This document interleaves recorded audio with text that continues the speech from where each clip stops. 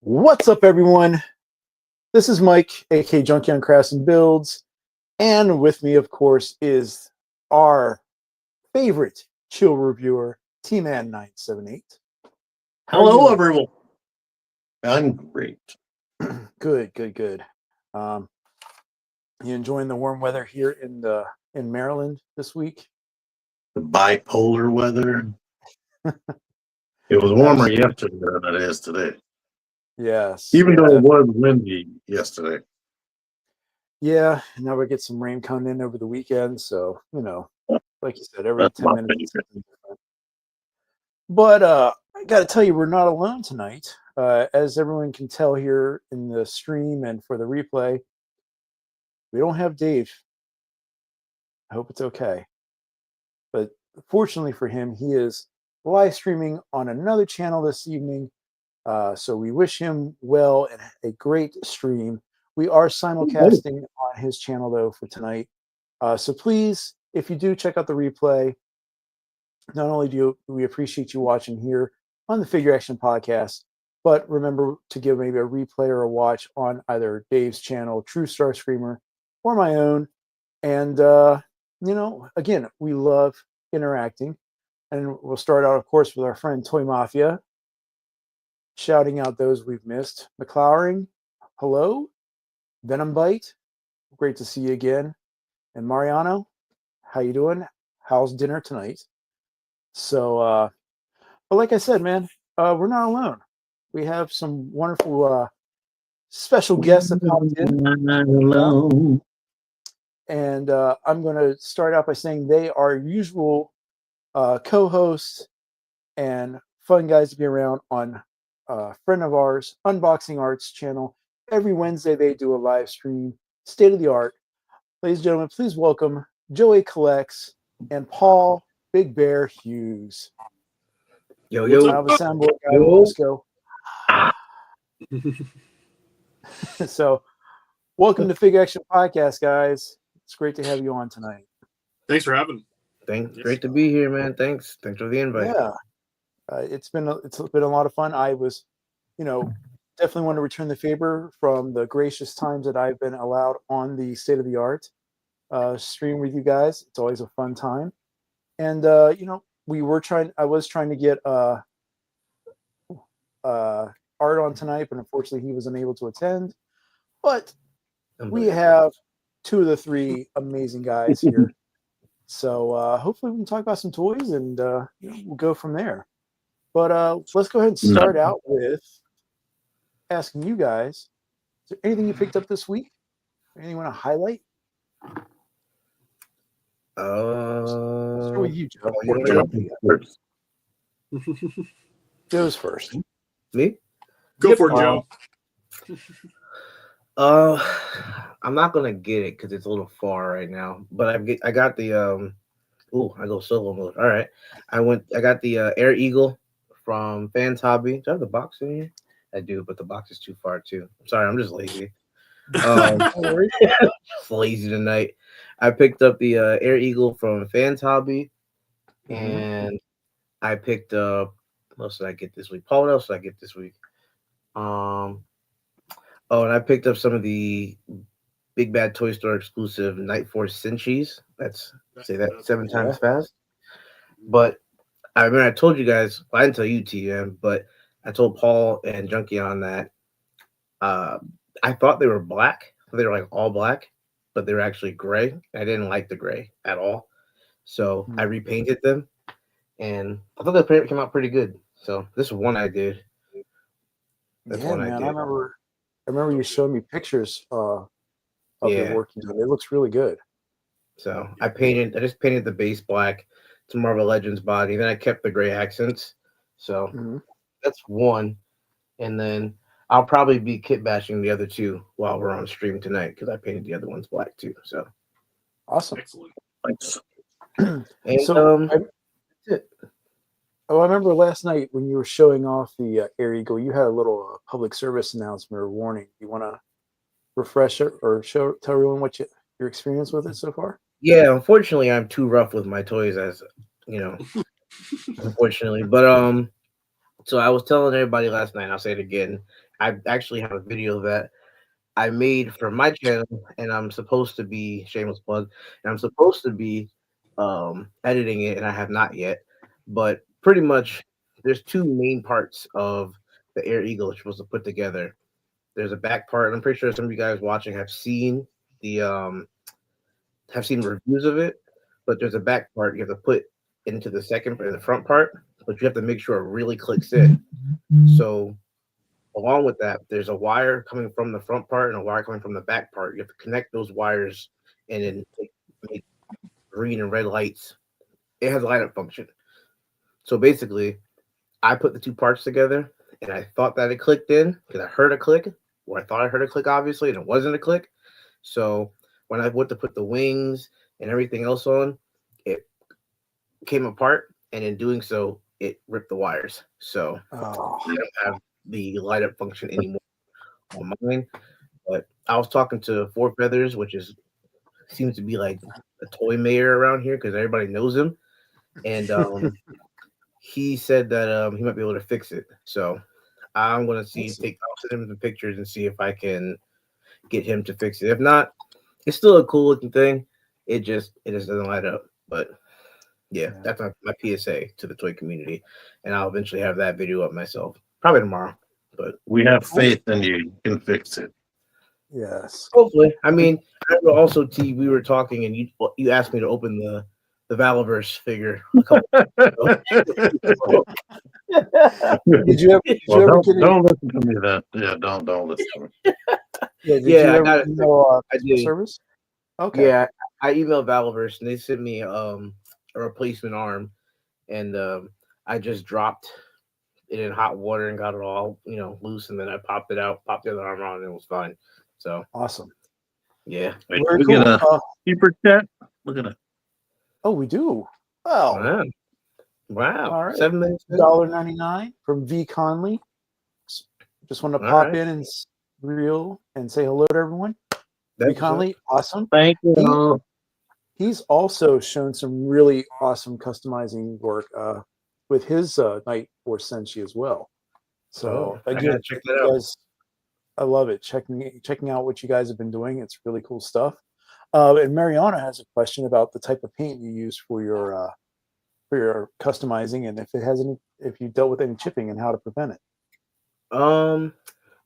So I'm not gonna lie, I'm just messing around with stuff because I also kind of do custom shoes. I do a lot of hydro dipping and just like custom hand painting. So I'm pretty sure this is the wrong paint to use, and it's probably going to happen at some point. Actually, I have to buy a clear coat finish for it, but I was using the Angelus black acrylic paint, and it worked pretty well. Like I said, people said it looks like it came like that, so it looks pretty good. Cool. It looks really I like that. You did a great job. Thanks. So yeah. That's what I use. It's a leather paint though, so I doubt this is the right thing.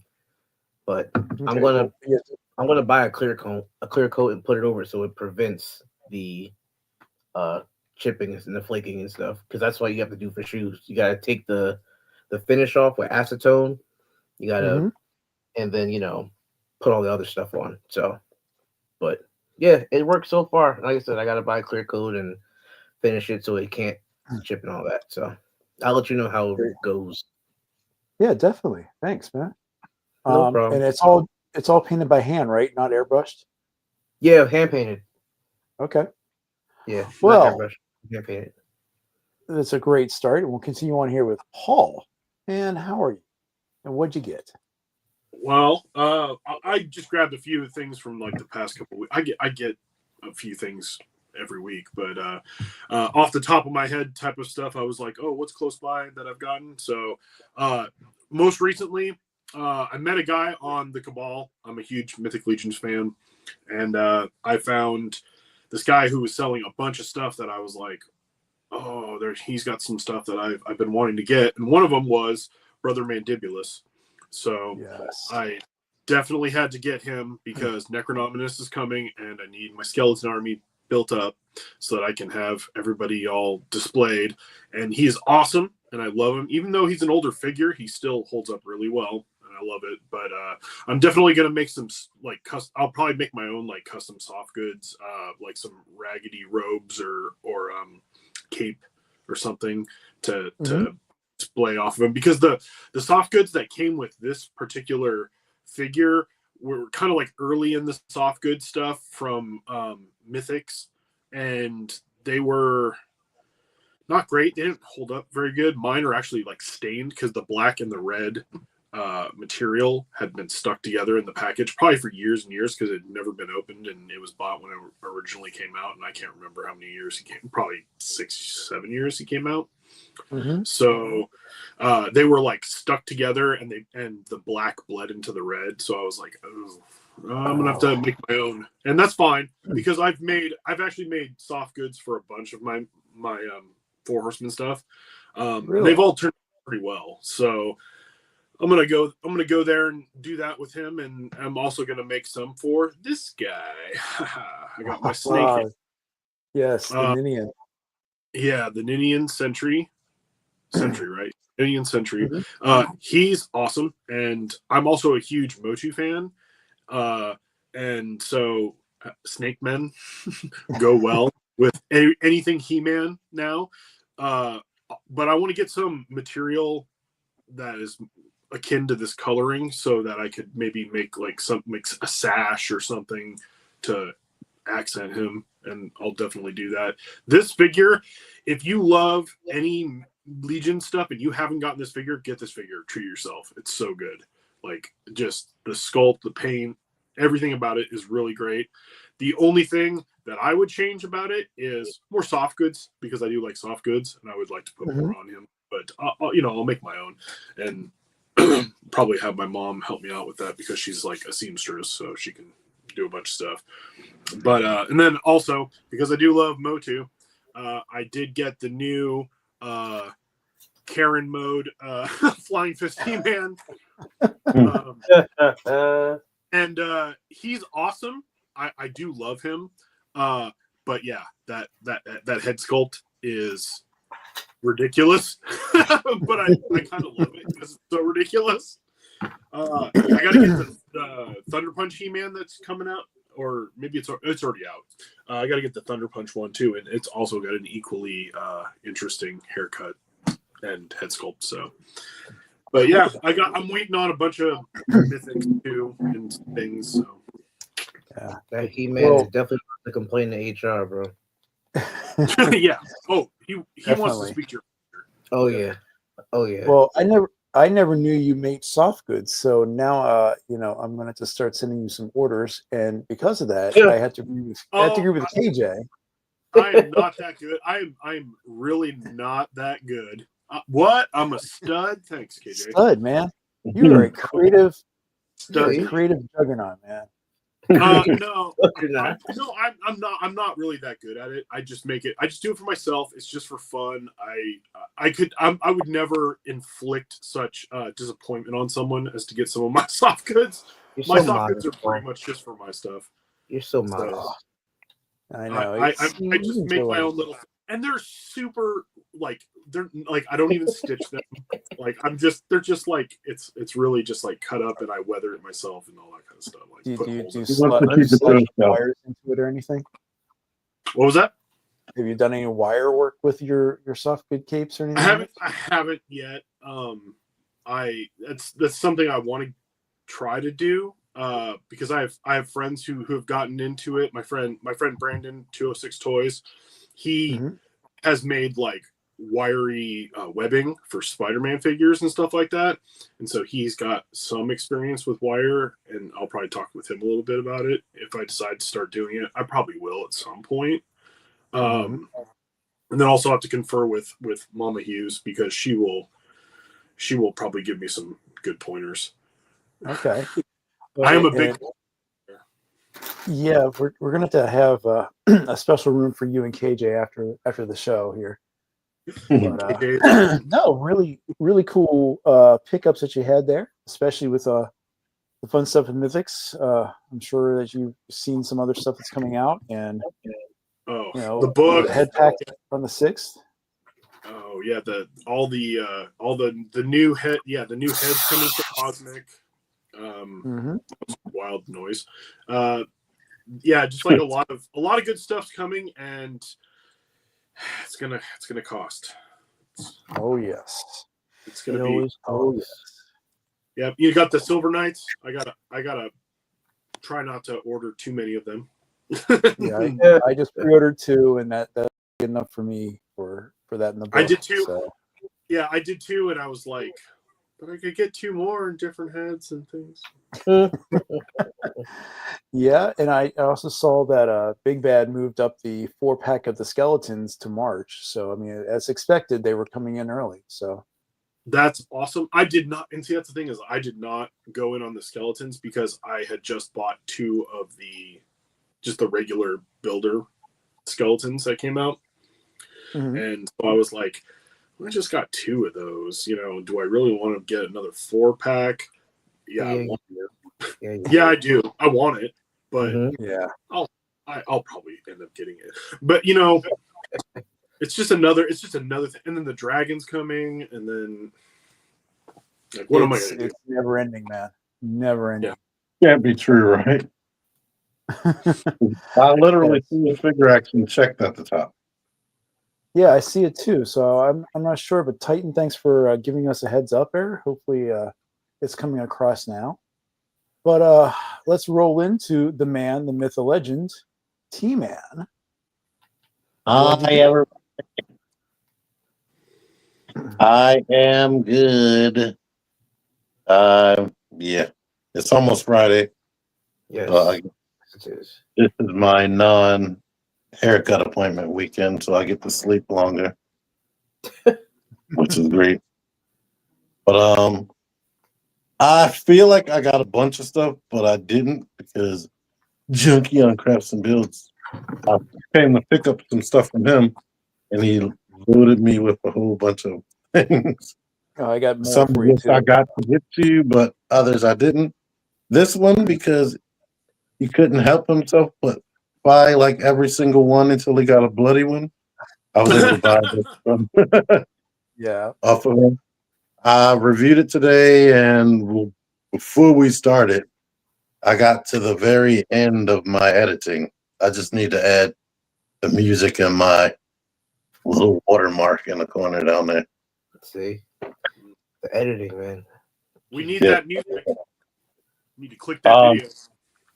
Always put a watermark because people will upload your video on their channel and don't give you any credit. But unfortunately with AI, they could just remove it. Yeah, so I definitely don't. I don't have it in this room right now, but I got the Sonic the Hedgehog 3 movie Knuckles, and I did a review for that. Oh, sweet. Yeah. And I found this thing at Walmart for $4. He's cool. This little blocky. That's cool. Optimus. Yeah, $4. That looks like Yeah. fun. Yeah, right. It's compatible with the Siege Blaster Fix. Nice. He's cool. I reviewed this to you. And some people didn't know how to pronounce blockies. It's actually really blockies. I heard somebody call it blokes. Blokes or blokies. Blokies. Yeah, it's really blockies. I asked them directly. Yeah,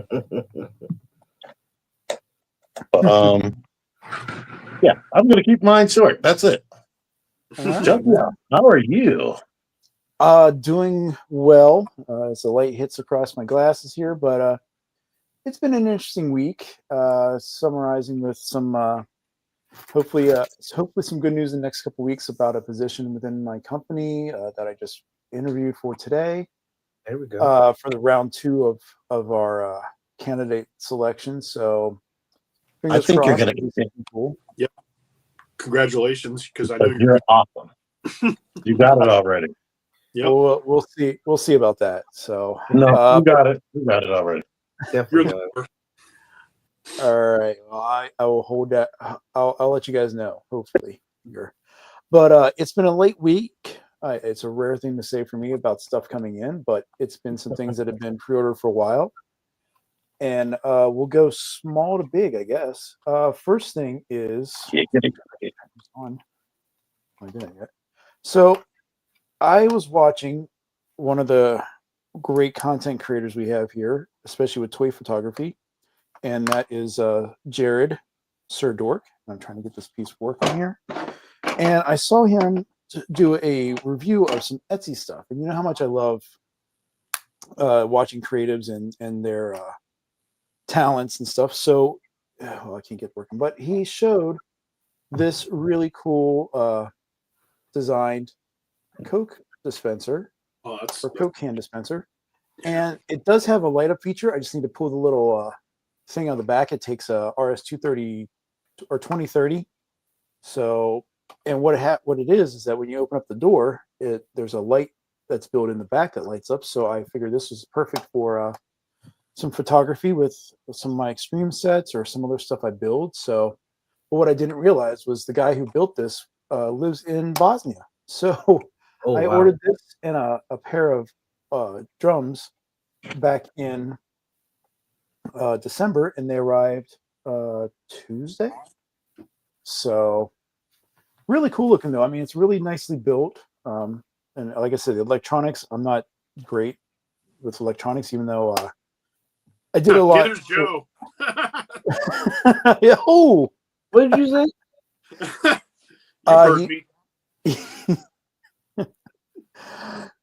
Hey, it happens, Joe. Don't worry. So, Bad with electronics? Tell me about with electronics. That's crazy. There's one Yeah. time. It's one time. Oh, God. but it only takes once, man. Yeah, right. So Winston, this was actually with shipping. It was a little more than what I expected with all three pieces. It was about $80. I want to say this was The bulk of it. 50, something like that. So again, it seems a little pricey for what you're getting, but once I found out where the guy was at, I was like, well, I'm not going to cancel it now, and it does look cool and it works for what I need. So Did you order Works from out. Mr. H. Asbro? no. That'll be No. $50. Just for saying that. Yes. Yep. Then from 5K, I got a twofer for something I had been waiting on. And the first one is this Protector of Metropolis, the not Clark Kent, which you'll probably see this come back up later on tonight. But I will say that this guy is just a phenomenal figure if you are a fan of Mezco or anything of, that utilizes soft goods, because this guy is marked to the T. And this is from Muff Toys. And I had the Loki figure, their first one they released, and that was really good in regards to the clothing. But this guy's suit is tailored better than anything I am. It's And nice. his articulation is really nice and smooth. The face, I don't know if this will do it justice, but the face is just really fantastically designed and painted, where like even they put a clear coat around his eyes so it looks like they're glistening. Nice. It's really cool. And Did he come while with hat and glasses? Did he come with all that? yeah, it does come with the hat and glasses. It comes with a bunch of stuff actually. He's got a reporter's lanyard. Sorry, get my junk around here.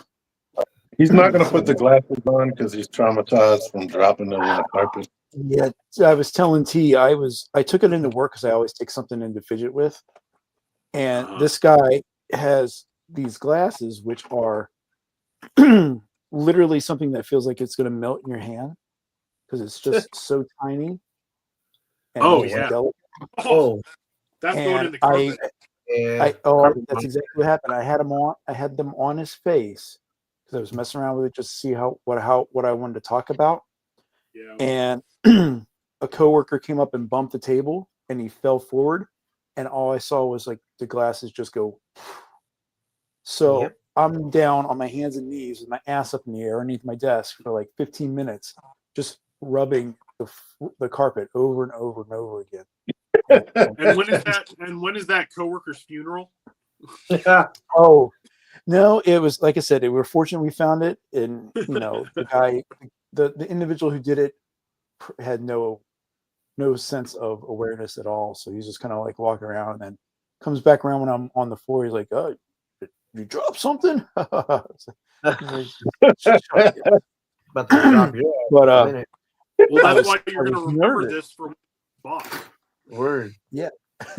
Well, I was nervous about it because that's the day that our cleaning service comes by with the vacuums. Oh, So I was my like, I am not leaving this damn place until I find it. And Oh, yeah. thankfully, I did. You But, got to threaten her at night. Yeah, it's one of those things like I'm just going to sit at my desk and just say I'm working. Just come back next week. It's fine. I like the crumbs where they're at. So, but yeah, getting back to this guy. I mean, lots of hands. You asked about the fedora and face. He comes with just this one together, which is Oh, that's molded great. or it's glued onto the look- top of it. And then he just has a hat to put in the hands, a camera, a kind of like a leather satchel, and he even comes with this with this overcoat. So Oh, sweet. not only does he have a suit that's fully tailored, but he has this like trench coat that you can put over top of that. And they got like another. Oh, I forgot to mention like the suit is fully wired as well. So like Oh, everything just kind of just holds its place around here. It's really cool. you can get a even comes good with running tweezers. pose. You can have a running pose. I haven't really done it yet, but I'm sure you guys have already seen other people's reviews. But if you untuck the shirt here, which is kind of put together, he's got his Superman garb underneath. Oh, nice. So, and they actually provide you tweezers to help with like the tie, like taking the tie off and putting on the wired one, and setting up the suit. So it's a gorgeous figure, and I think it was like 70 or something like that. There's two versions of it. The more popular blue version, and then there's a gray suit or a gray suited one. But just a really phenomenal looking figure. So I was I'm debating getting that gray suit one. Yeah, it's still available on 5K. I was surprised. I figured they had this. They said they had a smaller amount for it, or of that version. I just figured it would have sold out immediately, but it's there. The blue suit's gone from them. So 'Cause I know the gray suit has the black suit under it. Mhm. Yeah, it That was- definitely has the recovery suit. Yeah, I was thinking about that. Excuse me. And to go along with that, my big pickup was this Xerxes Toys. What's Oh, his name? Ooh. Balatu, the big teeth. Mhm. This is a gorgeous hunk of plastic, to say the least. that's He's a big chunky and boy. chunky. He is, and this is the first time I've held anything from this company, and I will say that the joints on this guy is amazingly smooth. The armor pieces can come off, and he just looks phenomenal. I mean, even the leather type undergarment here comes off, and I swear when I picked it up, I thought it was actual like leather soft goods, but it's just a very pliable plastic. So just really really nice. But that's everything I have. I did order some blind boxes from Valaverse. I got my shipping notice finally this evening, so hopefully Nice. Monday they'll arrive. And I'll see if I luck out, which I have pretty much anything and everything from that company already. So the team might get some more stuff. I don't know. Or there's more things for fodder, to say the least. I mean, I'm free, just in case. It's right. Yes, you are, Joe. Yeah, You I am. Mhm. Sorry, team. So that's kind of the pickups what we have here. But I want to touch on a couple of bits of news. We'll do a little bit of reality check here for a second, and then we'll kind of get into our topics of third party, fourth party stuff. But first thing I want to talk about is we had a little bit of a coming together within the toy community to support another fan. So those that are aware in the 3POA or friend or in Valaverse or followed anything with that 3POA's put out, there is a wonderful gentleman, another collector of ours called Just Jeff, and he's had had some challenges this week in regards to he's a dog father, and he got some troubling news medical wise about Dobby, his little dog here, and Dobby was dealing with some pancreatic issues, and Jeff has been supporting his medical treatments and trying to get him back up to his rambunctious self. So he did set up a GoFundMe for some support. We put up the goal. He met the goal. This has been up, I think, for today's Thursday. I want to say he put it up on Monday, and he reached his goal yesterday. And in true generous nature of Jeff, he's also going to be hosting a 24-hour live stream on his channel. Well, first off, if you do wish to support Jeff and Dobby here, while he has reached his goal, he does still have it open right now. And he said that any funds that are not going to be utilized for Dobby, he's going to donate to a local animal charity in the state he lives in. So again, it's just Dobby's treatment fundraiser for those that want to support that. I'll put the link in the description of the Figure Action Podcast stream for tonight to check that out. But as I was saying, one other thing he was talking about is doing a live stream, and let me make sure I got this one right. Yep. So here's Just Jeff's Instagram, and this Saturday he will be hosting his 24-hour show, and with that he's giving away a lot of toys to those that are watching over 24 hours, including a generously donated HasLab Dragonfly. So that's from Jeff W., who is another fantastic person in the 3POA. So I just wanted to give Just Jeff a shout out here on the show and tell him, I know there's been some ups and downs this week with Dobby. Dobby has been able to come home in the evenings. He's still having some challenges and stuff that the vets are working with Jeff on. But I just wanted to let Jeff know that we're thinking about him and Dobby. And as a person who's owned pets for most of his life, I know for a fact how much they mean to the owners and their family. Kids. Yeah. What's that? They're like your kids. I got two dogs. Absolutely. And Yeah, you don't have to send them to college, but yeah. you start paying college fees whenever they get sick, and it's hard to know what's going on with them because don't really say too much, obviously. Another thing I want to highlight here, because we have around. Oh, there you go. Abby is on here from Figure Fight Club. Another great channel that's on the up and up here, where he has a lot of great guests. If you don't win in on Jeff's channel, you will get a second chance on a different channel and date. Sweet. So that's a little foreshadowing there. So if you haven't checked out Figure Fight Club on YouTube, I would highly recommend you do so. He has a lot of amazing guests that pop up. And he's pretty much streaming almost every night. It seems like he has open mics on Tuesdays. So just a great time altogether. Oh gosh, here we Look at go. this. See, come This on. guy, who let you in This here? guy. Only The 3 man- people are on his show, and only 2 people got invited to be here. I'm just saying. I know I did open the invite to Art, but I was a little late. Art, you talk to him about that attitude later. One of the things I wanted to highlight as well before we get into this is we like to talk about Kickstarters here within the Figure Action Podcast. And there's one that's going on right now, which has about 48 hours left to go, if that. And that is The Cursed Dead. This is made by 2 well-respected toy designers in the toy world, and this is their creation of a bunch of horror-related figures.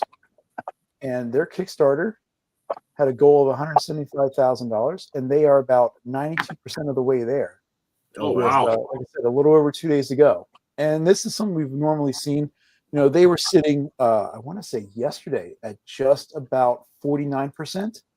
And by the time I was watching you guys last night on your stream, they had made it, well over 75, 80% in that. Yeah, that was a hell of a jump. I saw when they were like, I think they were at 40% when I first looked, and I was like, damn.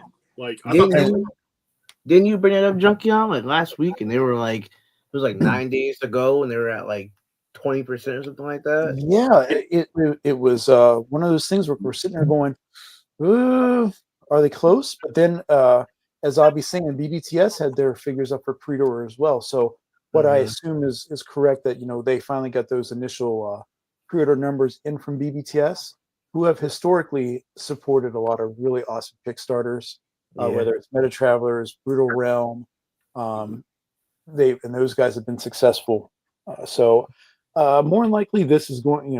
I don't see this not funding. Obviously, in fact, it might even reach its goal by midnight tonight. Who knows? I hope it does.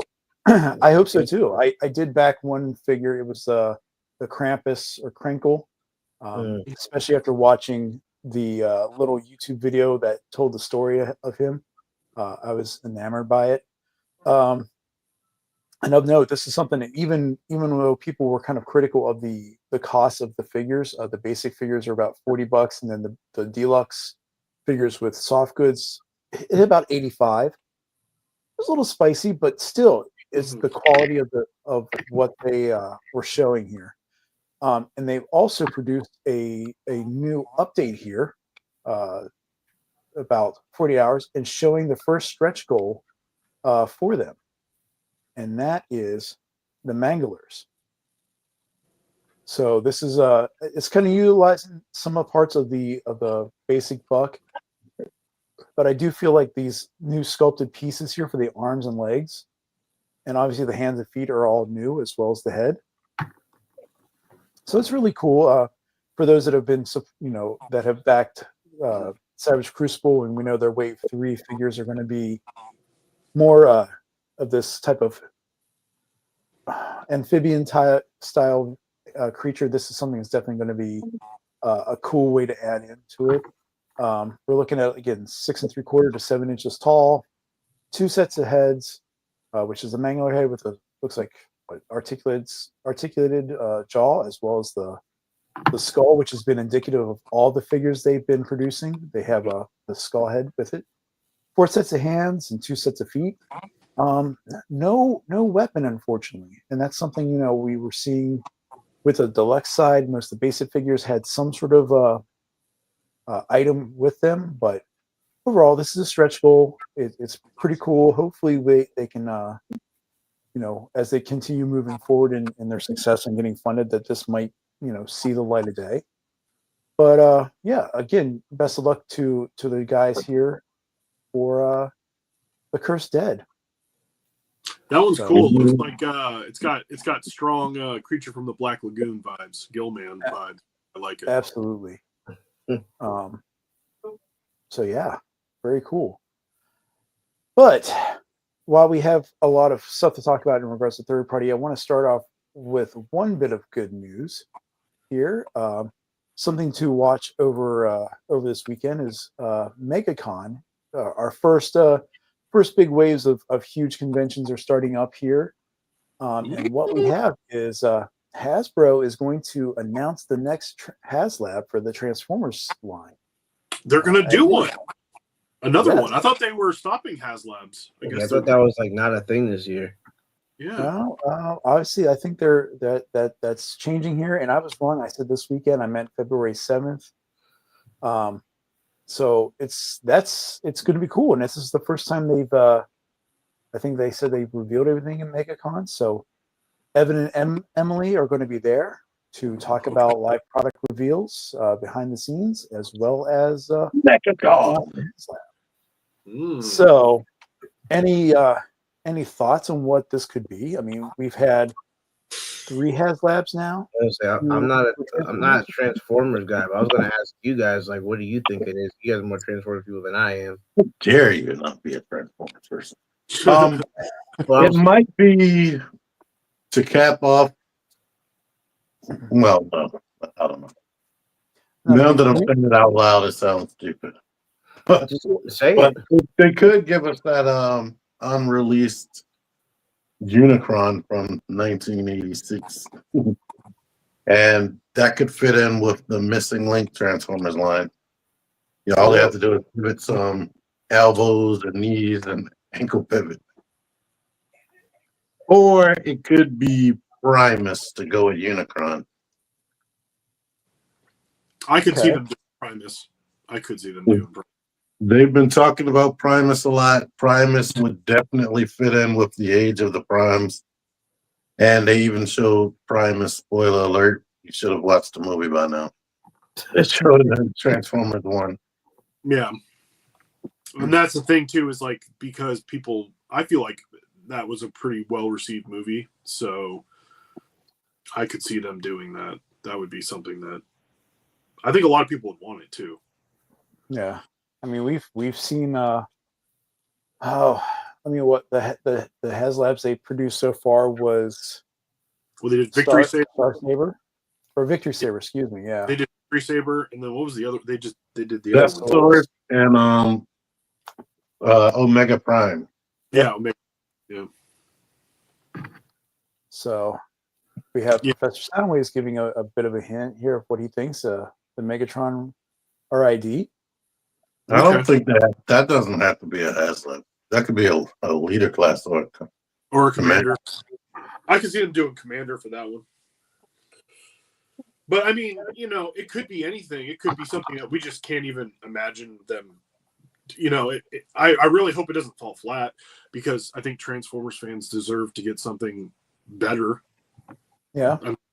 Lately, I feel like at least the Hasbro stuff lately for Transformers has been a little, in my opinion, a little lax. That's something I think we talked about before, is that, you know, it was the 40th anniversary.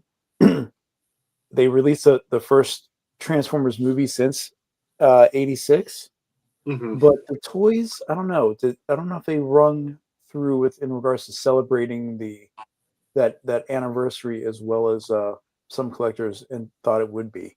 And it's kind of the same thing we've kind of discussed with the Joe line as well. I mean, they had the 60th anniversary kind of army builders that was supposed to homage the original 12-inch, and they're good, but did it really kind of resonate with the fans on what they were expecting? I don't know. I think we got a lot of good things from Transformers. Like we got the Agent Knight Rider crossover. Everybody has been wanting that forever. Mm-hmm. We got like 50 Optimus Primes. Missing Link Optimus Prime 2 version. We got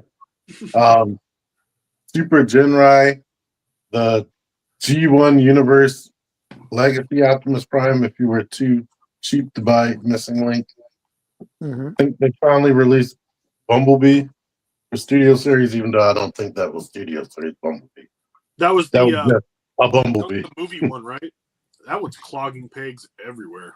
Yeah, because they were giving him a more production time. Yeah, like I forgot what they called it. Their A-list characters, A-tier or whatever the heck. So you should see Bumblebee and Optimus on the shelf more often than. The coolest thing I've seen lately is the new Springer. I saw the new Springer not too long ago. And the leader class version? Yeah. 86, the 86 Springer. And I thought that was really cool, but I just didn't want to pay $55 for him at the time. I saw him and I was like, that's awesome, but when I saw him, I had a coupon and then it was like 25% off. So I wound up paying like Voyager class price for it. And see, that I would have picked it up for because I'm pretty picky about what I pick up for Transformers anymore, but it's usually something that's going to be more like G1 or. Okay. I'm a nerd like that. Well, speaking of picking up new things, what we also saw this week was another opportunity for you to pick up. Where's he at here? Our very popular studio series, Ultra Magnus, is getting reissued. He's As Yes, well that's as something I didn't. Did anybody ever see this in stores? It never came to stores. Right? I saw it. I saw it once, and it was just one, and I think it was at a GameStop actually. Yeah. So it might be like a fan channel thing, and they didn't tell us. Oh, I don't know about that, but it's definitely like I saw it. It was, of course, they had it up high, and they wanted way too. It's GameStop, so it's like GameStop. They're running it up. yeah. Well, it looks like this reissue is going to cost you $90 to get. I don't know if that's how much the first run. Yeah, Yeah. $89.99. That's the Okay. MSRP. yeah. And he's going to be available across a plethora of stores that we check out. Again, most of these are the big stores, but we might see it show up on our friends Hella Dope Toys. There's also, I think, Toyverse. Some of the smaller e-retailers that we want to help support might hopefully we'll get this up for pre-order as well. But with that, I want to say, one of, I think, T-Man's favorite figures is also back up, and that's the Legacy Beachcomber. So, He's that's I never- because he had rubber tires. yeah. Ooh. Yeah, I never saw So that again, one. that's going to be available. I didn't see a price for this one for him, but was he? He's a deluxe glass. He was a deluxe. $24.99. Mm-hmm. All right. And I think he comes with a little plastic bird to, recreate that one episode. But yeah, so those two are going to be coming back up for you to pick up and purchase and add to your collection. I hope they put a Bombshell back up, the Legacy Bombshell, because I saw it like once and I passed on it and I shouldn't have. Yeah. I think I saw him a bunch of times. I would check. I don't know if they didn't do a big production run of them, but Ollie's Ross this Christmas, because I saw Kickback and Shrapnel several times at Ross. Yeah, and I got them. So I need Bombshell. Oh, we'll see what happens with these live reveals down at MegaCon. Not too much other Transformer stuff. Again, we're still dealing with Chinese New Year, but we also saw the DNA Studios again. Those guys have always been there to supply really nice upgrade kits, sometimes with not so nice prices. But this one, for T-Man's favorite toy set, DNA Design is coming up with an upgrade kit for the MPG Raiden. All right. Yeah, I never finished reviewing them, but they are a wreck.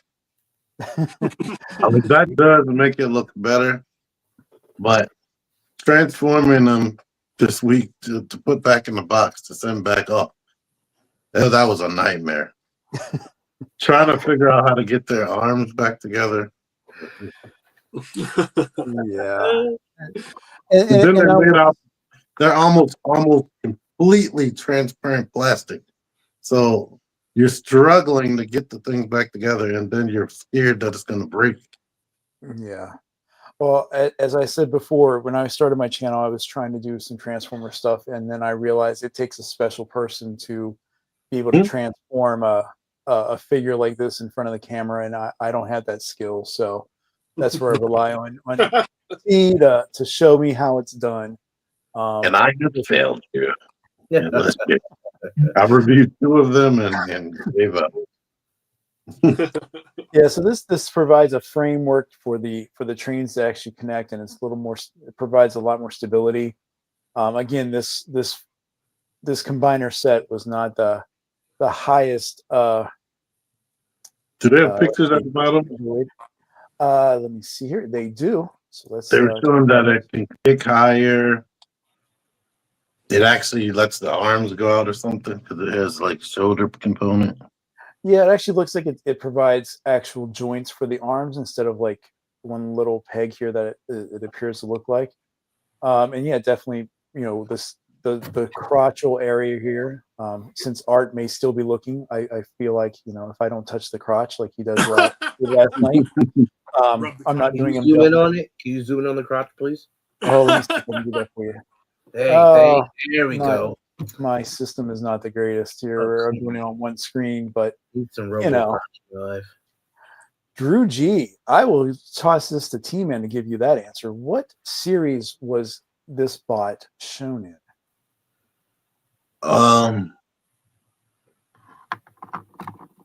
You know what? It's either Headmasters or Super God Master Force. I feel like it's Headmasters. That's what I'm thinking. It's Headmasters too, because that's when Rodimus was really just trying to, fumble his way through stuff, and him and Cup and those guys left like episode 2 of the series. But yeah, different upgrade kits for this set. I don't know anyone who's gonna do it, but it's there, and it's something that we've seen multiple times where other companies will be supplying stuff for those official release items. So let's put a pin in that for later. Or question that they were Masterpiece Gatai or MPG figures. What is that picture you're floating over right now? This right here looks like you can take some of the upgrade pieces and create this little battle formation with some of the weapons of each of the bots, and then you have Kaon holding the triggers. So you even know their names. Once I gave up on that second review, I deleted all their names. so jokey.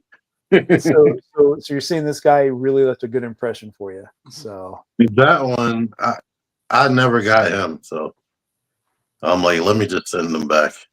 Yeah, I have the Moon Studios set, which is a third-party homage to this figure. Definitely brings it up to a more masterpiece scale size. These guys were obviously not going to scale with those regular, what we considered MP size figures, even though they were part of the depending on what frame of the episodes you're watching, because they were shorter than, I think they were shorter than Optimus or Kenrai or whoever.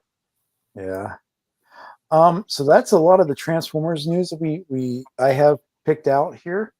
But there was something that obviously another thing that popped up this week, and that is from our friends at Mezco.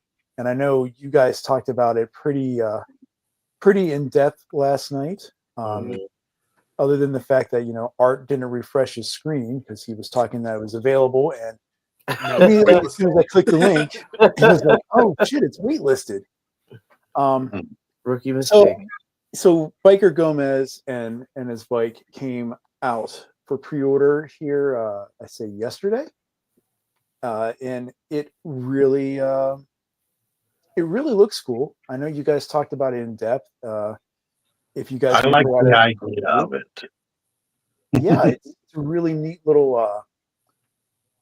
I guess homage to this like kind of, I guess biker roughhouser roughneck type of style for Gomez, and the fact that this is kind of like a redeco of the Ghost Rider BBTS motorcycle.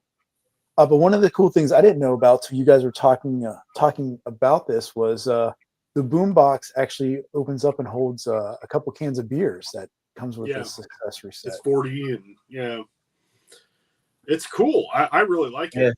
I think it's really well priced, considering. I mean, considering some of the prices that they'll throw on stuff, because Mezco obviously ain't cheap. But I mean, $200 for a Gomez, which Gomez, almost every Gomez goes through the roof in secondary market. So if you can get a Gomez plus you get a good bike that you can use across so many different things you want. Yeah. And honestly, you can do the pay in 4. It makes it hurt less, and you know, and it comes with all great stuff. Like it's a lot of stuff we've seen before, but it's all good stuff. So, Yeah, you guys were definitely talking to me about it when I said I was actually not going to go purchase this because I had a little bit of reservation with the price, but now you guys keep talking about it, and now I'll sit here. Sorry. Too late now. Too late. I can put a wait list. One of us. Hey, you got a bike somewhere. Just I throw do. one of your 100 Gomez's on it. Yeah, well, I I only have only one have one Gomez Gomez. though, so Honestly, I would if I didn't have money tied up in other things already, I probably would have. But I'd probably pop the Gomez head off and put something else on it. Oh, be this is really. I mean, is this the first time we've seen this kind of like more crazy? That piece I want to say, yeah, that's a new one. Yeah, it's a new head. yeah. All right. Yeah, that's like the Rat Fink kind of looking head, and yeah, it's pretty cool. I actually like all the accessories that they gave him. I think they picked some really good stuff. I really like that. The one thing I mentioned on our show is I hoped that he had like a ball peen hammer or because that's just kind of or we talked about chain. Someone brought up chain. Maybe Yeah, I think. Yeah, that's something I would have figured, especially after their Ghost Rider, both their releases had chain use, and they've used it with other figures in the past with Rumble Society. I think that was hard. For the hammer, instead you got this big ass wrench he could use to go through, and then the wire cutter is a neat little touch. I think good. Those are good touches. And then the little switchblade and stuff. I mean, it's a really cool set of accessories. Mm-hmm. And again, the pleather. We know how sometimes that lasts. It's a little bit of an issue, but this is going to be available to purchase. The blade jacket just ripped. I like really? Yeah. I like this picture I was looking at, this first picture, because I was looking at the legs. Like, where are his legs in this picture? Because they look like they're aiming backwards almost. I can't. Oh, they're just on the ground. Okay, okay. Here's the rolled up cuffs of the jeans. Yeah, so I see it now. like right back here, but it's definitely it's the contrast of the picture that it was taken and photoshopped in. They could have highlighted that a little bit more to see the jeans. Mm-hmm. Yeah. But this is going to be available again at MegaCon to purchase if you didn't get a chance to pre-order this. So if there's anyone in Florida that's going to be going to MegaCon, let me know. Yeah. I mean, if you need a bike, you can get the Punisher bike. The Punisher Marvel Legends bike's great. So yeah. And that's the one I do have somewhere down in the basement. So I got that one too. That's my problem. Somewhere. Famous last words. It's in pile number 7. Pile number 7 and bin number 4. So, but I wanted to touch back on the chat real quick. We have, again, as you mentioned earlier, Joe, 4 feathers.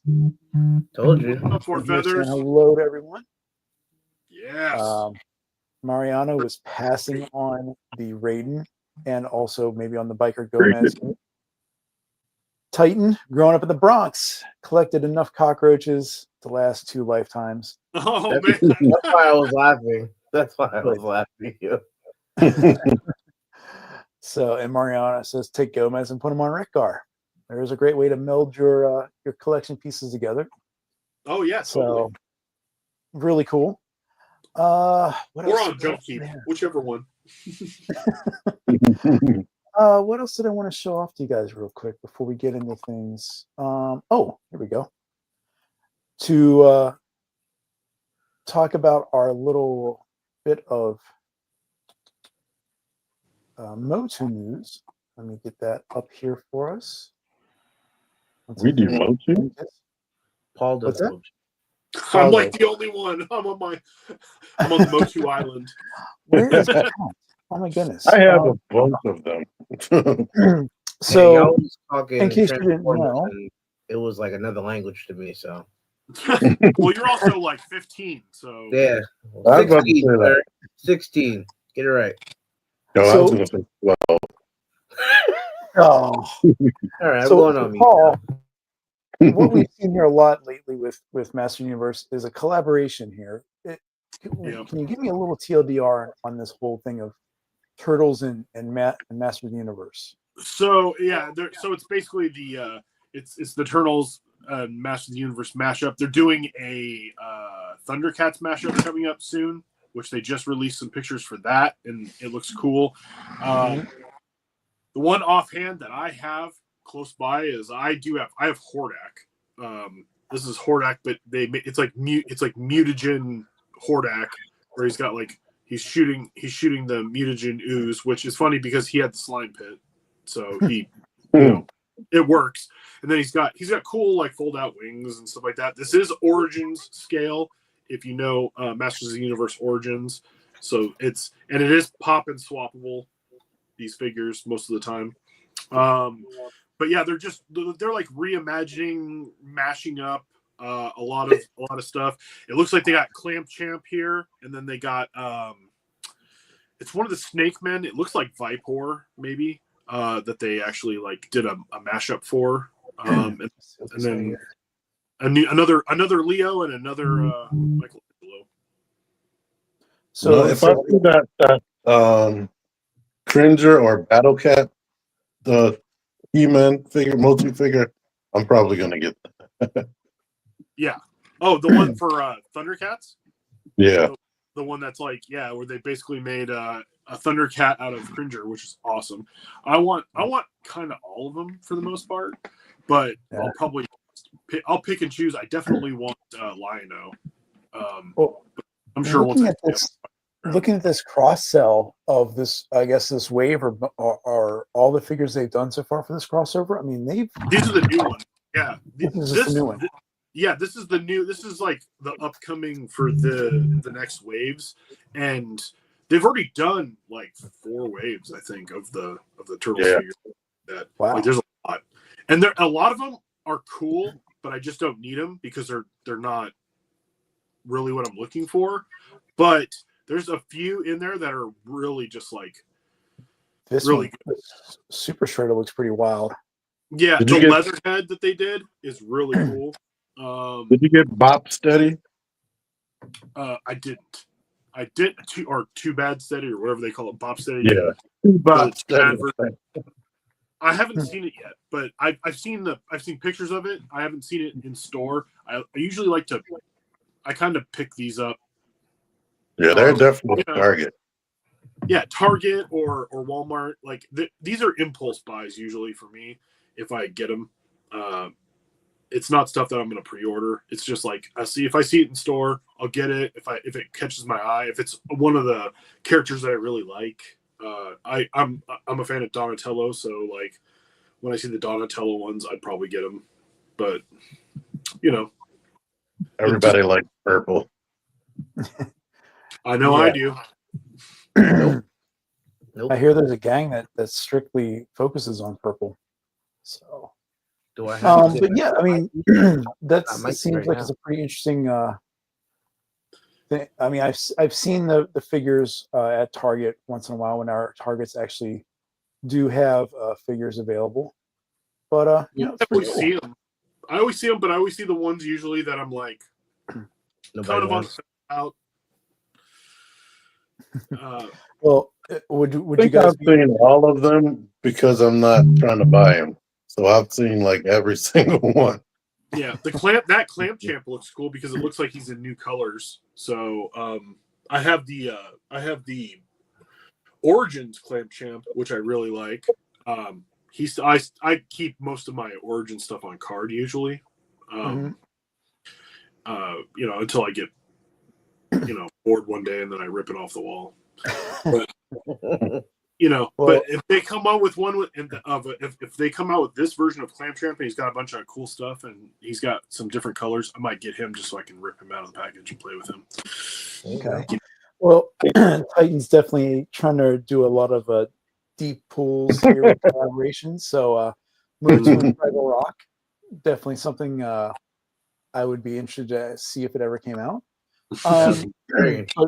But for our missing cohort and co-host Matt, we all know he's a huge Voltron fan. So Super 7 is putting out a new pre-order for their Ultimates Defender of the Universe for $55. It is Mm. plastic and super articulated, so take that as you wish. Aren't they improving? Isn't that one of the things? Is that they've been trying to improve all their articulation on the Ultimates? I've heard. I mean, some of the stuff I picked up was some of their early GI Joes. I haven't really messed with any of their other figures that they put out, but I do recall saying that they were trying to look at some new ways to engineer and improve the articulation, especially in the. I think they're trying to put double jointed elbows. Let's say I think they're double jointed. Yeah, double jointed was one of the things that I think that they were. Yeah, especially with like the turtles, because people Yes. were. Yeah. The Yep. turtles are big. Yeah, I think those are going to be the first ones. And I was about to pre-order those until NECA showed the 2012 turtles, and I was like, screw them. And then the Joy Toy turtles, if you like 1/18 scale. Phew. Yes. And the Memory Toys turtles, the Medi Toys turtles too. Geez, yes, they're all. I mean, there's so many good. They're everywhere. The Medis look great. Shoot. So, but yeah, it's only 55. That's shocking. Yes. Yep, $54.99 from Big Bad. Is this I'm- one? Does I'm- it say? Is this one going to be an 8-inch one like they did with like Mumra, or is this one going to be just a like a 7-inch one? Play 7 right there. 7 inches, with back metal, silver blazing sword and shield. At least you're doing I will back. I'll let those that provide other feedback about their back metal statements put that out for themselves. Yeah. We have a glow in the dark summoned blazing sword as well. Mhm. We have thigh swivel, and like you guys pointed out, it looks like double jointed elbows. So pretty interesting. So I don't. Articulation up. Okay. So what I wanted to touch base on for the most part here now that we just hit the hour mark, I saw this conversation come up last week, and again earlier this week through the 3PLA. So I definitely wanted to just plagiarize and jump on that bandwagon as well. Because it's something we've all talked about and we've all discussed here this evening, that we participated in buying stuff that is not technically official. So last week, if you're not aware, this gentleman on this channel put out a video about third-party toys and customizing. Who is that guy? And I don't know. He does something small. I don't know. It's Robert Lava. It's like putting that capture that face there. So we'll keep plugging that back and forth too, because it's a much fun work. But Bobby Vallet did put this video out, and he had some very interesting comments about both customizing in the toy community, but also the discussion about companies that provide products that isn't really their IP. And we're talking specifically like third party, fourth party companies that pop up, and you can get your fix from figures that you might not have seen official like Hasbro releases, or toys that we played with in our youth that we might not have ever seen unless companies have decided to put up these toys. And again, some of our friends that we've had on the channel really utilize that nostalgia, including our friend Ace from Ramen Toy. He and Ramen Toy have provided a plethora of nostalgic-based toys, with some at times ponderous things of like, where did they actually get the license, or is this just something that we're seeing come out? And it's not that he's completely recreating something from the past or an IP. I mean, he has designed the Ramen Racer, which I said last year was one of my top 10 toys of 24. It is an amazing piece of plastic and with some awesome features. But he's also coming out with a bunch of other 112 scale vehicles, including, not only just urban environment, but we have a military aspect as well, with some add-ons that might nudge a little bit of nostalgia within older collectors. Random stuff. It's good to see you. He has a really cool channel as well, putting out some really interesting content reviews.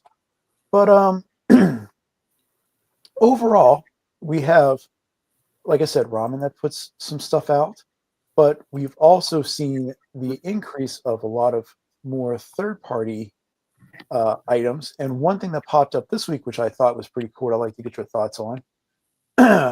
Earlier this evening, I showed the Protector of Metropolis, which was an unofficial version of a character. Let me try to get a picture, but No Defender. yes, as I keep messing around when I have to shrink things around, it gets all weird. But yeah, the National Defender. This is That's a from help. Beyond 6 Inches of Chaos. Which I think this might have been Muff Toys. So, we're, like I said, we're seeing this. What series was that? Of that's from like a Batman. The one where he's like old. This looks like they're homaging from the Dark Knight Returns Frank Miller stuff, especially with the accessory of the armored Batman helmet. Yeah. Yeah. But we're seeing the promos for this with a blurred out image here to kind of protect the lack of official use of this of licensing. Jacked as shit. Goodness Yeah. gracious. Yeah, this is This thing bootleg is a motherfucker. Yeah, like yeah. I mean, he's large and packing. There we go. Just for art, we get a nice little crotch shot. shot. Thank you, crotch shot. Yeah. Yeah. That's cool. Doing that.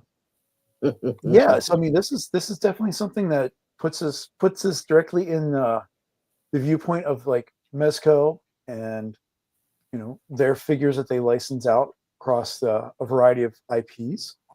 But the whole question again comes in is, obviously this company is popping up and creating this, and they haven't gone through the proper licensing steps to get it, maybe because of the cost of it, or they might only be allowed to do certain items. That's something that Ace had talked about in regards to getting IP licenses. There are certain brands that you can only do specific things in that line. But overall, I think all of us, like I said, have collected things, whether it's within Transformers or other type of figures.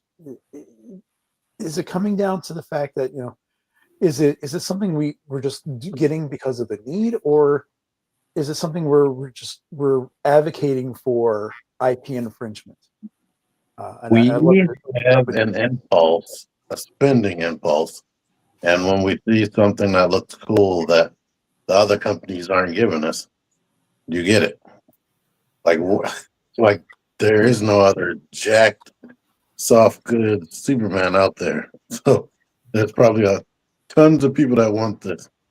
Yeah. Hey, I mean, you got this one, you got the one that you got Junkie on, you got the Kingdom Come Superman that came out. Like, that's right. There's so many, but I mean, if you're not getting these, you're getting like the McFarlane ones, and it's just like right. These bolos out, these bolos like the McFarlane's out the water. So it's like, well, the thing too is like you've got. Yeah, if you're a Mezco fan and you want something like this, how long are you going to have to wait? 89 minutes. And they have released the Dark Knight Returns versions of Superman and Batman, I believe. But that was like in the earlier releases of the company. Are they this bulky? And how good is it even anymore compared to what they can do? Exactly, that's the question. Is like how well were they articulated back when they first released? What was the quality of soft goods? And obviously, I can say that he was never built as bulky as this. And McFarlane does their best in regards to their sculpt and his Dark Knight, Superman and Batman are also very large, but you're not getting that level of quality in regards to like soft goods is what I mean, or the fact their capes at the time were just big hunks of plastic that weigh it down in the back. Well, McFarlane, McFarlane's not in this class, so I can. I mean, but I'm saying like, if you want really good DC stuff, it's like if you're gonna totally shun the third party or whatever, you're gonna do what Mezco if you want some 112 stuff, or you're gonna go to Hot Toys, like really, like like unless you're gonna go the like Mofex route, but. Even so, that's not a fully, it's going to be like cloth cape, but if you want something that's like more premium, I guess you have to go to third party for a lot of stuff, and that's where I watched Bobby's video yesterday after I talked to you, Junkyard. I was like I was going to watch it because I knew that I had seen that, and I had seen a couple other people who were talking about third party stuff, and. Bobby's video is actually really good because I relate to, even though I'm not a toy creator at all or anything like that, but I understand like if it's your art, your product, your IP, you have to have the mindset of like, I don't want someone stealing it. Make your own idea. Do your own thing. I totally get that. Also having a wife who is a creative and makes things. And so it's like, I could totally see like she wouldn't want her stuff ripped off. I don't want her stuff ripped off. But at the same time, we are in like a toy space where, especially with Transformers, we need third party. If only to show Hasbro or Takara, like, look what they're doing and why can't you do it a little bit, Like, please. And it's not even that it's like, screw you, Hasbro. I'm not buying your stuff. No, I want to buy your stuff. Make your stuff as good as this stuff. And so I'm gonna buy this stuff because this stuff is here and I've got the money, just like T said. We want to buy. Takara has left us hanging. Like they still haven't completed the G1 season 1 cast yet. Yeah. And there you go. Oh, and I like the insight the guy had on that video where like one of the characters from season 1, Mirage, he was like, that was the first character he pitched for Masterpiece. But in Japan, they don't care about Formula One. So they're like, they totally shot that down. Yeah. So like, that's nuts that something like that can decide on what characters get released. Yeah. I would just figure it's a G1 character. We're making G1 Masterpiece. Let's make all of them. Yeah. Yeah. And then, it comes then someone like Fans Toys is going to roll in and be like, here you go. And it's right. Yeah. I mean, because again, some of the stuff that prevents things from being made officially is licensing. I mean, we never saw an MP version of Jazz from Takara because they didn't want to pay for the Porsche licensing, and all the deco that goes with that toyetic version of Jazz that we got back in 82, 83. So. It's these companies that maybe aren't afraid to go out and on a limb and just make these things because of they could be fans first and foremost. I don't know.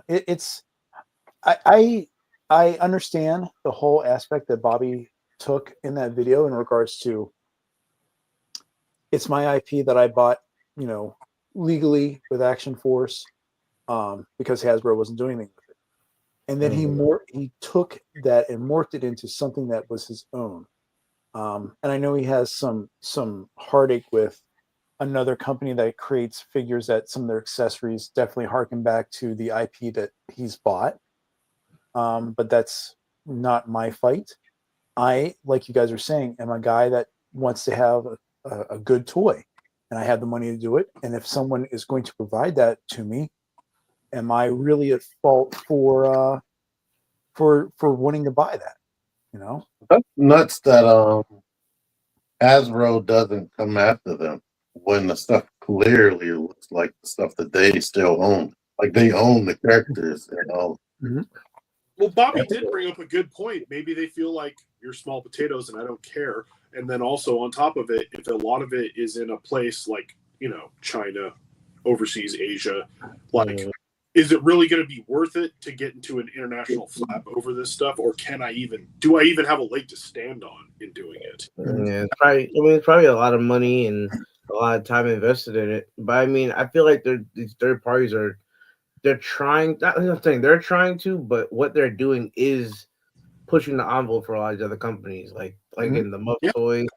Even Bobby in his video, he had the Joker, he had the Bane, all the knockoffs, and they look better than like damn near anything that these other big like McFarlane's putting out. Like, and like you just said in the video, he's conflicted about it. He doesn't like the whole idea of third party, but he has purchased stuff in the past because it looks really awesome. Kind of like this third party version of Scarecrow from the Dark Knight trilogy. If you're a fan of that movie trilogy, I mean, this looks absolutely freaking amazing. It's another. He shows off that Bill the Butcher that he had. I was like, holy hell! Like that's so good.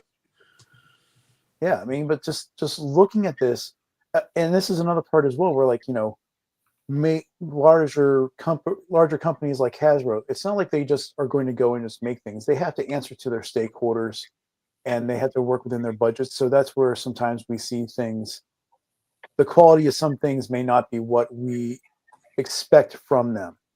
But I mean, look at this guy right here. I mean, while it's not a 1-for-1 recreation of the Cillian Murphy's face, it pays enough where you can look at me like exactly where this comes from. Where this figure was inspired to show. Look at their logo. That says 112. Exactly. That's something I wanted to show on the back of this as well. I was kind of surprised looking at the back of this Muff Toys. If I can get in here, sorry. They go through and put 112 on it. Yep. And that that's definitely trademarking Mezco right there. That's their entire brand. And that might be a little bit of just middle fingers. Sorry, buddy. But competition will breed progress. So I think it's okay as a collector overall. Like, let it be, let it happen. If you don't like it, if you as a collector, now I'm not a creator, I don't own those IPs. If I did, I'd probably have a really different opinion. But as a collector who's just kind of, I don't have a dog in the fight other than like, if it's cool, I want to buy it. Go for it. Go ahead. Make some cool stuff. Ace, make all the cool stuff. Make all the cool stuff that I'll ever want. Yeah. And he puts his price on it, and his prices aren't cheap always. But it's like, you know what? If you're making something no one else is making it, you want an A-team man? He's doing it. He's doing something. Right. Go get it. And you want the General Lee? He made something. Go get it. But that's something we also got to consider as well for like our favorite, our creators that we enjoy their products as well. As sometimes we don't want them to get too close to the sun, so to speak, and get that attention, because what we've seen with other third-party companies is, going back to an earlier statement that Joe and T were saying was, getting Hasbro's attention. Are they going to go through the legal process to do that? Well, what we've seen in the past is a lot of these third-party companies, they just disappear with one name and come back with another, and then it's the next figure in their line. Is it worth the squeeze to try to keep going after that, or just realize that it's a necessary evil? I don't know how they even like change company names that quick. Like, I have no idea. Again, international. They probably don't get trademarks. Well, they're probably not worried about that. They're probably just like, just change the website, Like, and that could be the case. Again, another bootleg company that has been getting a lot of attention lately is CT Toys, which is creating, close approximations to Mafex, whatever your pronunciation of that company is. Yep. And I picked up a lot of their stuff. It actually got me interested into getting some official Mafex figures because I really wanted to see what the difference was. Why is official one say $95, $100 for the import? Besides the idea of licensing versus this $20 recreation. Because we're willing to pay for it. Smaller. We're willing to pay for it. They could do whatever they want. Like we can find $35 SH figure arts at Target. Yeah. But I wanted to highlight. Oh, go ahead. Sorry. No, please go ahead. Well, I was going to say too. It's like a little bit of it is playing into FOMO and clout and just kind of like I collect Mafex. Mm-hmm. I get Mafex, or I get I do Figma. Good smile.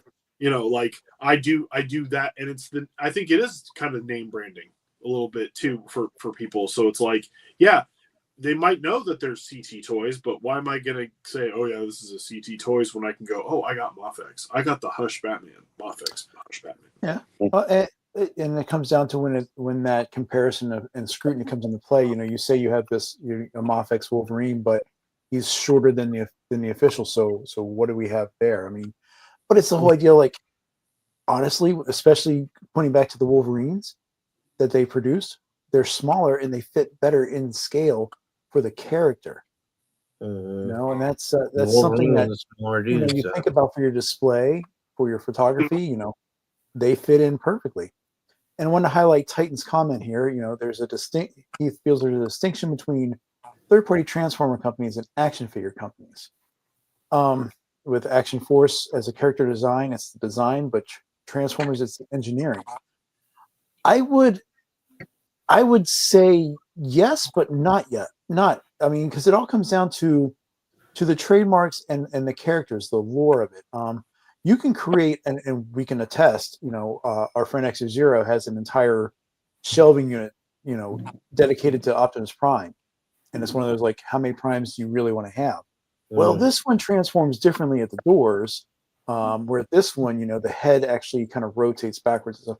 So engineering does comes into account, but I think it's more the fact that it's another blue, red, and silver robot that turns into a rig. Yeah, it's literally Optimus Prime. Like Magic Square Optimus Prime is 100% P1 cartoon Optimus Prime. Right.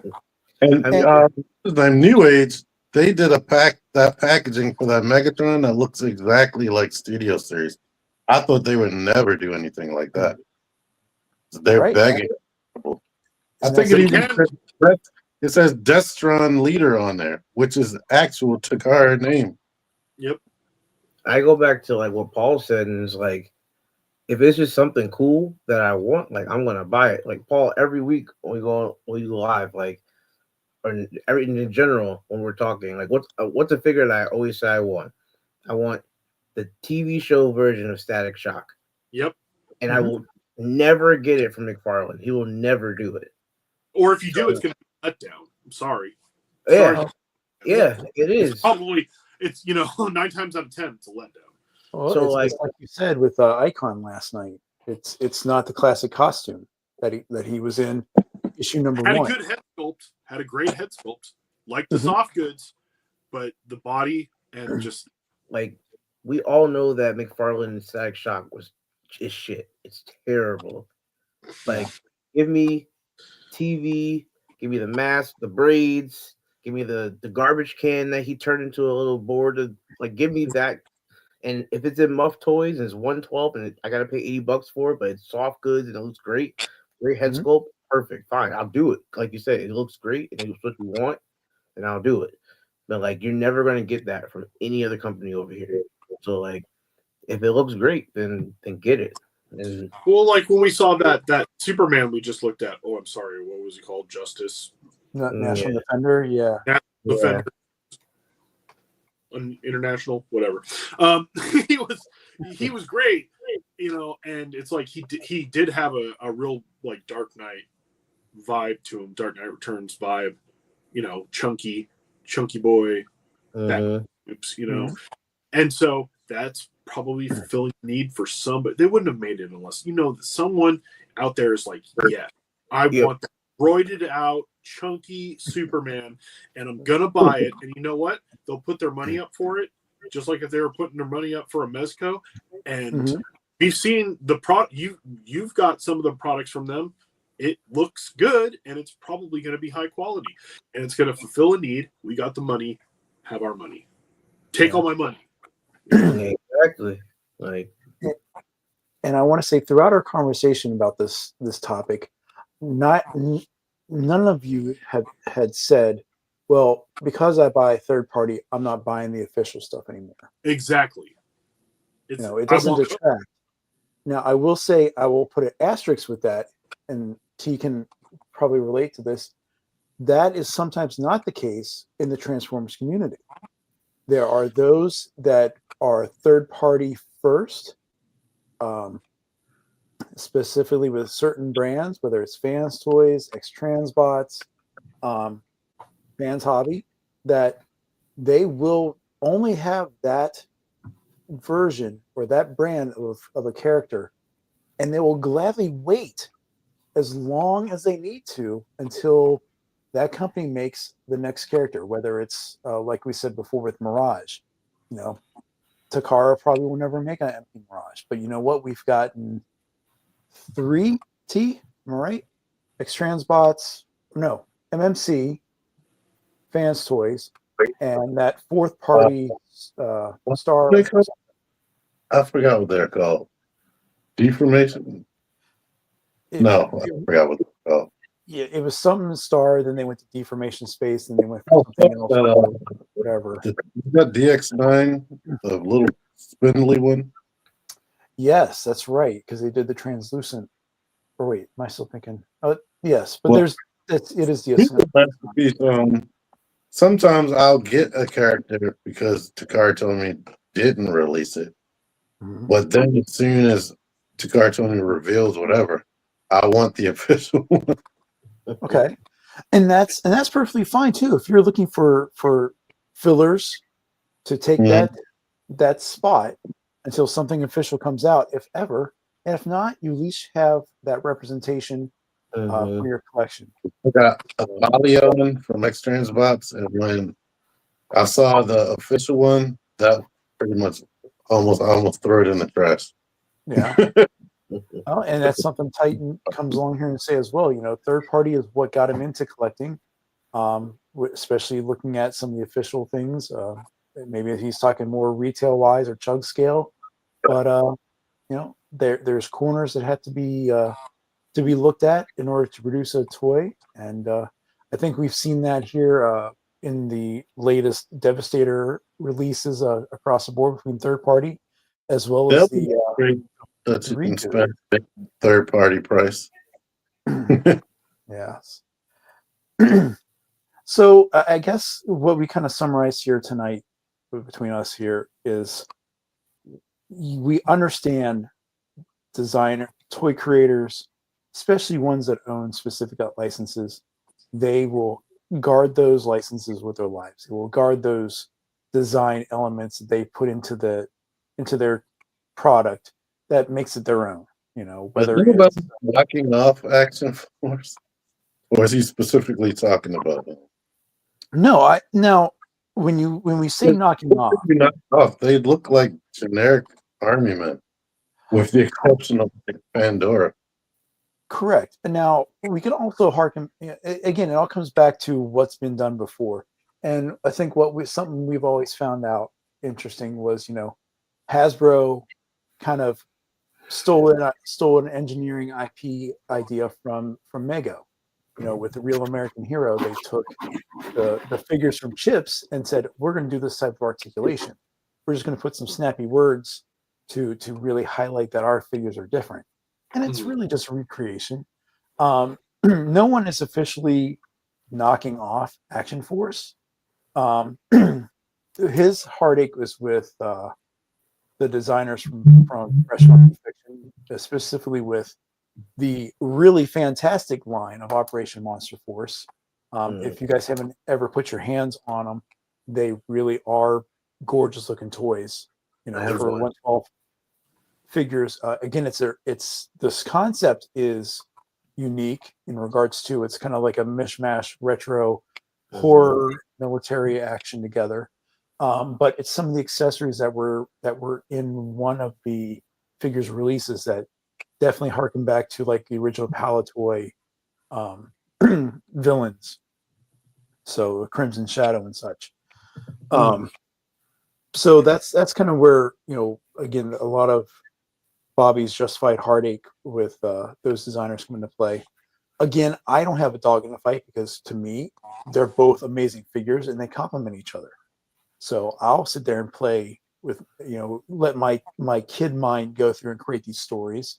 And to me, you know, again, I put the money into buying it, but I do appreciate his and others, you know, in regards to IPs. I'll close out with another aspect of it in regards to not just the toy designers and creators, but also the community in and of itself in regards to customizing.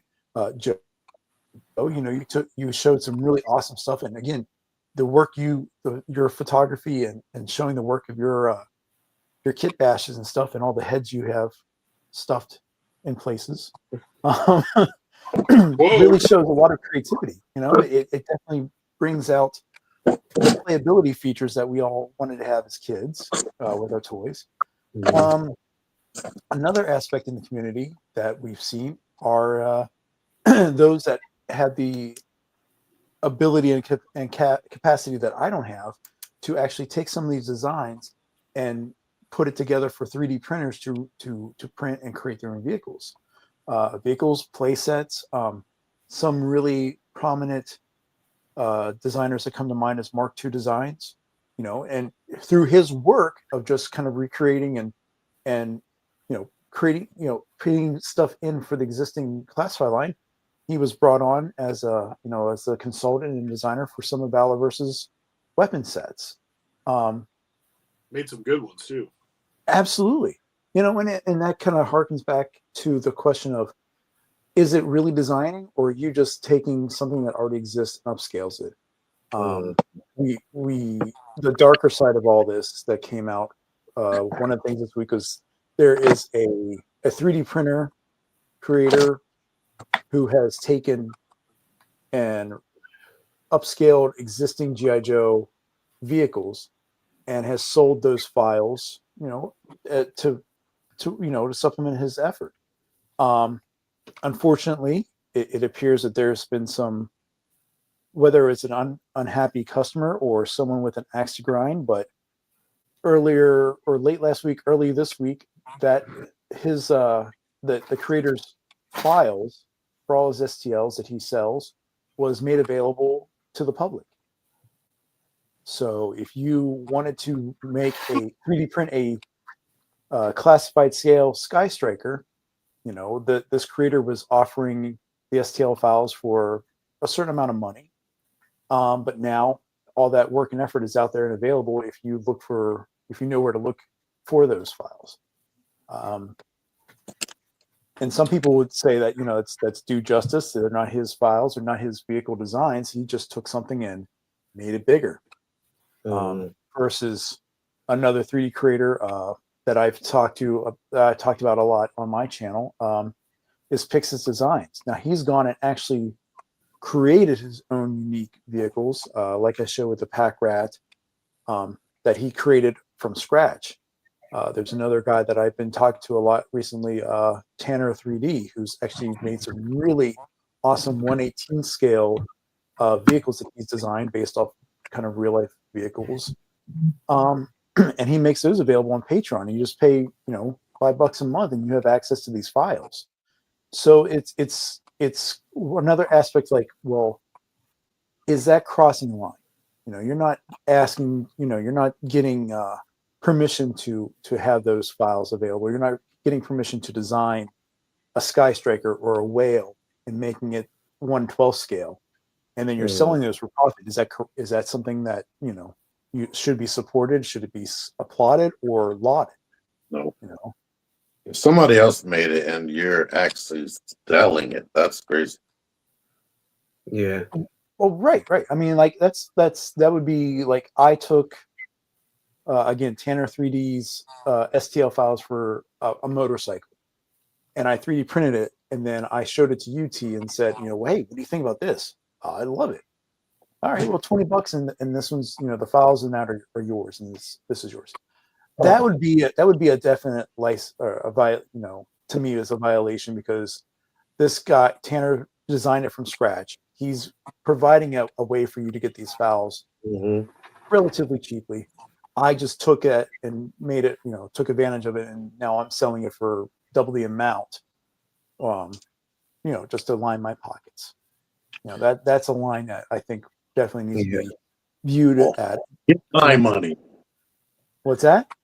I said he won't get my money. So See, I agree that, like, if you didn't create it, you can't be mad if somebody leaked what, like if you just upscaled someone else's design and then they leaked it and you were selling it, like, you're kind of more a jerk than the person who leaked it, in a way, because they're just going, you know what? It wasn't yours in the first place, and I'll just give it to people for free. And it's kind of like music sharing, like back in the day. It's like stuff got out and it sucks, but it's out. And once it's out, cat's out of the bag on the internet. Someone will find it. But I mean, that doesn't mean that the person who leaked it out either is any, that much better. Yeah, that person's not really an angel. I mean, especially with the motivation behind the release of those files to begin with.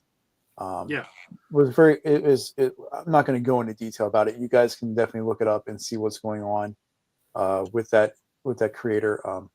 There's a lot of accusations that I'm not going to bring up right now, but it's a very dicey thing. So it is, and two, it's like, we've talked about this a lot on our streams, where it's like, stuff comes back to you, and you do this kind of stuff, and it's like, people can find out. They'll find out your stuff.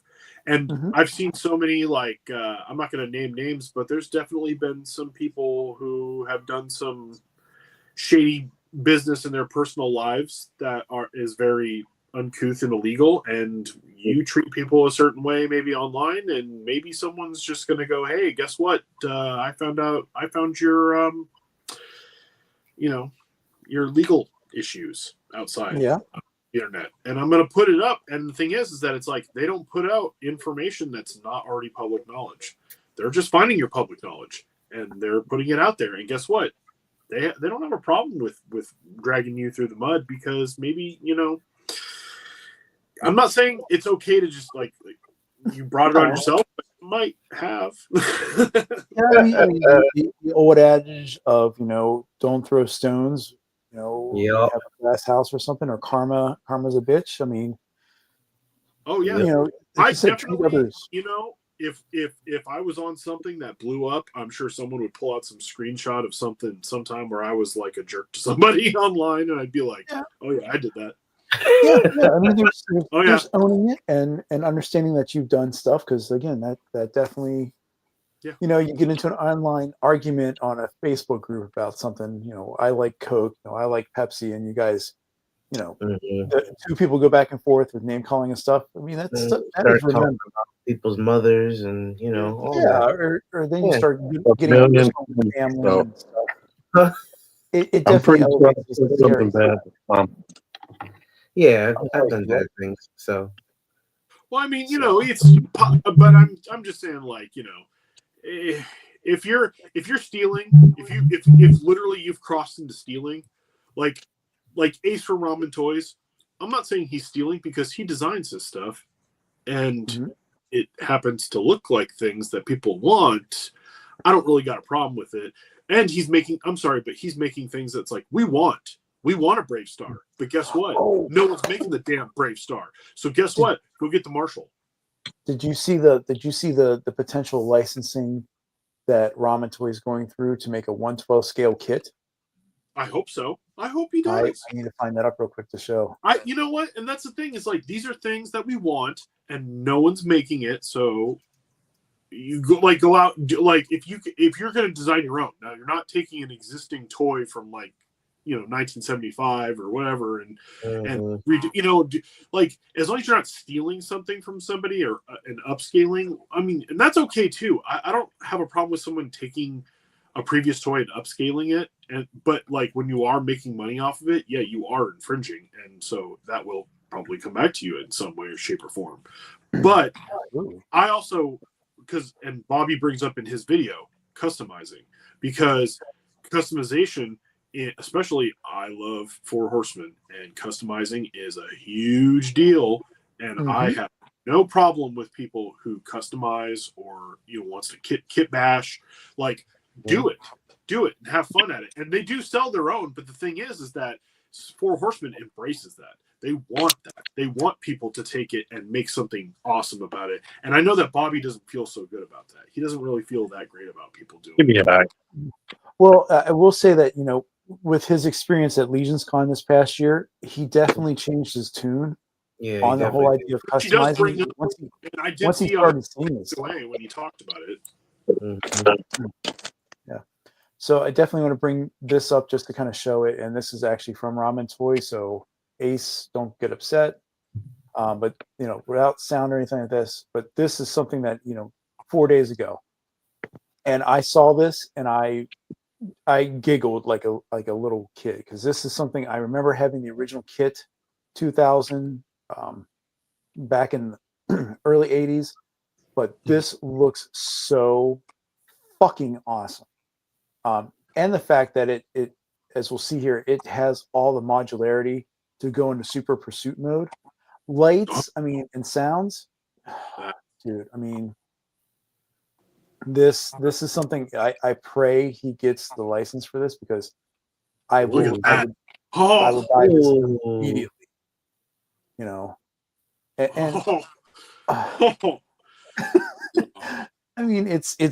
It's there. And who's to say all of a sudden that he has a stretch goal that he, similar to the Ramen Racer, there's a early bird alternate head that might look like someone that could have been tied to this series. Who knows? His name is Javid Kasselhoff. Exactly. The Hamburglar. So this is, again, I think we're all kind of in the same idea of, if cool stuff can be made without truly going into a more nefarious venue, way of designing, where you're literally stealing stuff that is licensed and available now, and you are taking it and making something different. There's definitely a line that has to be watched. Especially re-record the White Album and go, yeah, this is my band. Absolutely. There are times you can get too close to the sun, and next thing you know, you're getting cease and desists or anything along those lines, similar to what we had with the Aces of Aviation. There was a actor that he was trying to sculpt for the series, and had to stop. And people find ways to get what they want. And Titan says here he thinks that Ace didn't get the license, but is moving forward with it. Okay, so that means Ace could be power to him. I'm sorry, Ace is accepting the risk. Cool. Just he's making something cool. It's fine. He doesn't have to call it Knight Rider. He doesn't have to. Yeah. He doesn't. Yeah, definitely. Whatever works. But I think Sunset Cruiser. What's that? Sunset Cruiser. There you go. Midnight Runner. Something along those lines. But I think, like I said, we really kind of, I think all of us are kind of in agreement that it's part of collecting. It's been part of toys since our youth, and it will probably go on maybe with the next generations, if they can get their faces out of screens. But I don't have I don't think there would be a time where if they said tomorrow, hey, all third party is being cut off, we're locking down on things, that I would stop collecting. No. I mean, How would they they even are do helping the coins in. Like, honestly, I don't understand how they would even be able to try and do that. I have no idea. I don't think there's a way to effectively do it unless you are willing to put in so much capital that Yeah. it's like not we worth saw with Mark talking to Bobby in this video. What is the juice worth the squeeze for Hasbro to go after these guys when they can turn around tomorrow and create a new name and go through the same Yeah. process? Like, You know, You can't can't do imagine the money you would be, the time and money and investment you'd be spending to go after Rage Toys, and then it goes from Rage Toys to Rave Toys, then it goes from Rave Toys to Fave Toys. Like, it just keeps changing one letter, and you'd be in like, nah, it's not worth it. yeah. You know, we go from muff to coup to everything. I mean, put whatever other words. Yeah. You know, we go from gong toys to bong toys to Mhm. whatever else. One letter. It's a whole different company. Yeah. So I mean, we'll see what comes out this year as we continue on in the 25. I mean, there's going to be enough official stuff that's going to be clogging our collection spaces, which is dwindling every day. And it's nice to have something different, whether it's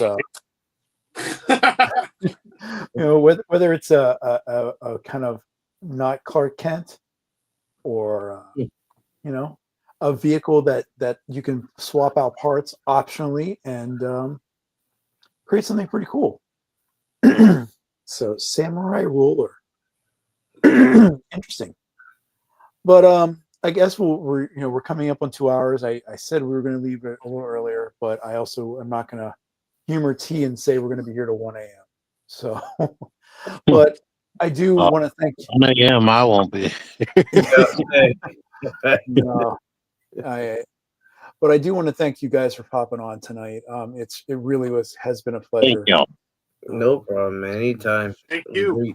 Yeah. I love learning something new, and I did with you, Paul, and your ability to create some amazing capes. And Joe, I mean, I continue to see all your stuff. You're customizing, and just you letting your creativity flow in the way that you have in your head on what you want to do, and it's really awesome.